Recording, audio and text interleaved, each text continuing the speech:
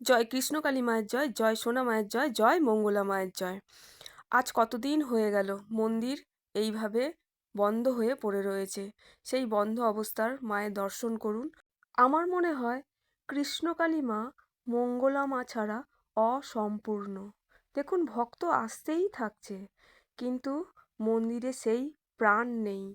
মন্দিরের এই অবস্থা দেখে অনেকেরই আনন্দ। যারা খারাপ চিন্তা ভাবনার মানুষ তারা খুব আনন্দে আছেন।